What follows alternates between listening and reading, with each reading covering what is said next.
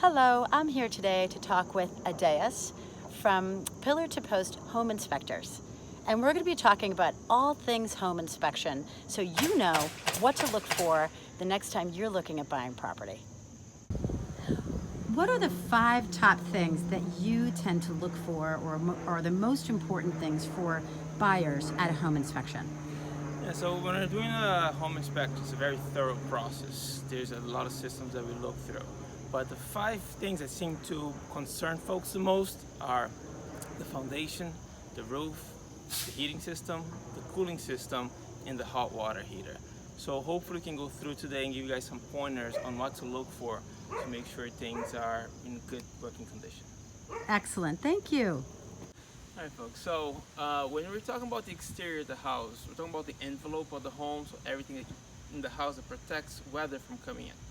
And one of the most important components is the roof, so you keep all the rain and all the weather outside. So when you're looking at the roof, first thing you want to look at is the shingles themselves. See if they're worn, see if they're cracking, if they're warping. You want to make sure they're nice and laid out. Another thing you want to look through is at the edges. Sometimes at the edges they'll start to curl, and that can be an indication that there's something that's going to be happening in the near future. And when buyers go into a home and they ask the listing agent, how old is the roof? What would be the best possible answer to that question? Because a lot of times people ask me, well, how old is the roof? And if they hear like 20 years, for example, is that sort of a cause for alarm, or should they be a little bit worried about that?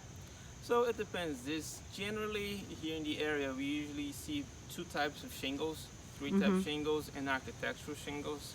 So 3 type shingles are the ones that look a little bit flatter. Uh-huh. Those tend to have a life expectancy of 15 to 25 years or so, depending Okay. on conditions. Architectural shingles like these, which come out a little bit more, they Yep. look like they have more texture. They say that that's anywhere from 30 to 50 years. Oh, So really? it really depends on the type of shingles and the conditions. Okay, so If that's you don't, very interesting. yeah, so if you don't have a lot of trees around, if you don't have any moss growing, it can help the roof last a lot longer. Okay, that makes me feel really good because this roof is actually 16 years old, so maybe it's still got some life in it. Yeah, so just the one recommendation I would make is there's a little bit of moss collecting on it. Right, I'll right. just spray some moss killer on it. It gets rid Yeah. of the moss, and that really helps extend the life of the roof. Yes, awesome idea. Thank you so much. Thank you. My pleasure. Next is we're going to be talking about the foundation. So as you can see, the foundation here on this house, this is my house, the back of the house is concrete.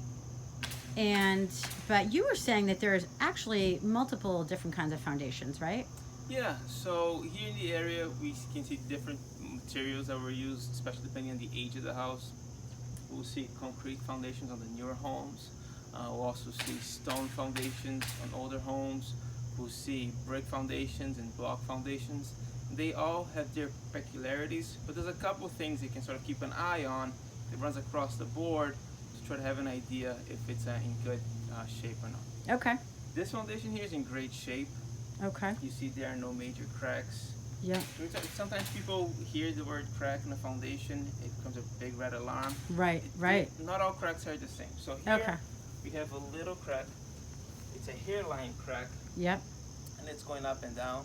Right. That's probably fine. It's a shrinkage crack. No worries here as far as stability. Okay. When it comes to cracks, if it becomes wide enough where insects and water can go through, you want to have it sealed just to protect the interior of the home. Okay. On concrete foundations, it becomes a worry if the crack goes from side to side. Okay. That could be an indication of system failure. All So right. concrete foundations, side to side, is bad. Up and down, most of the times, it's okay. That's awesome. That's a really good tip. Thank you. Of course. Yeah. We're moving on to cooling. So as you can tell, I have air conditioning here in this house.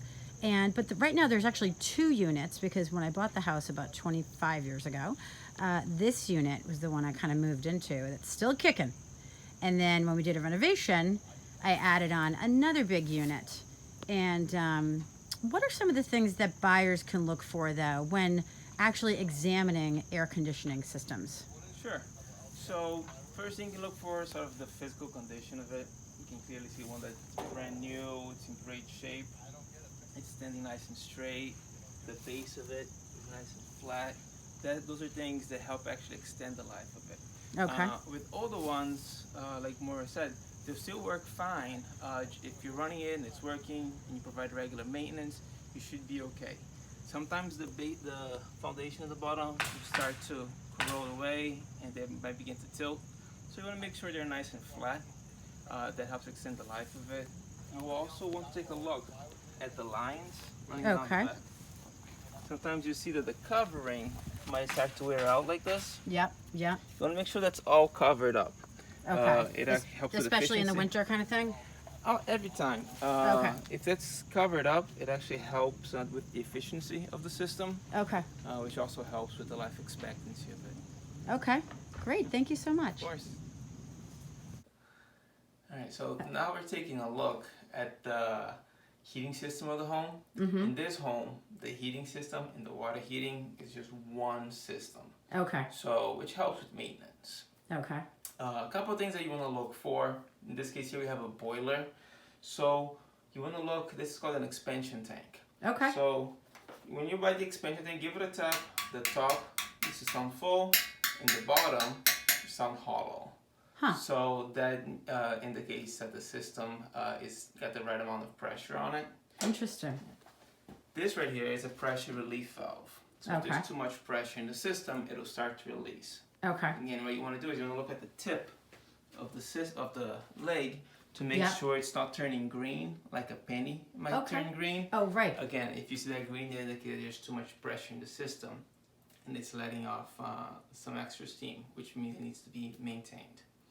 And take a look, find out the age of the system. Different brands have sort of different life expectancies. Okay. You can find the life expectancies online fairly easily. Oh. And you can have an idea of how, what age it's in, how much time you have left. Some brands like this, Burnham, they're great brands, they'll last a really long time. Okay. But the key to these systems really is maintenance. You do regular maintenance, Okay. follow the manufacturer's recommendations for maintenance, and it should last you a really long time. Yeah. I've totally learned that the hard way.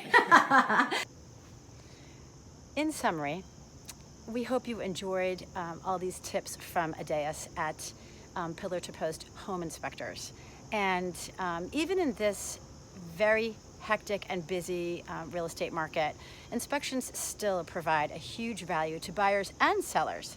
So what would you say, Adaias, is the most important thing for buyers to look for with an inspection? For the home inspection, you just want to make sure all the major systems are in good order. You want to make sure that there aren't going to be any surprises, especially any big ticket items once you move in. Sometimes folks will find unpleasant surprises once they move into a house that an inspection wasn't done. So we always recommend an inspection when you're buying a home. Our motto is sort of providing confident home ownership. So with the inspection, we also provide other tools for the homeowners so that they can move into the house and know everything possible about the house and maintain it for a long time. I like that, confident home ownership. That's a really nice phrase because buying a home is a big decision and it's a huge investment. So you want to make sure that you've got all this much information as you possibly can get. And I was asking you today, do some people, do sellers ever do pre-inspections before they put their homes on the markets, just so they know exactly what's going on with their house? Absolutely. So those are called pre-listing inspections, and we do them very frequently.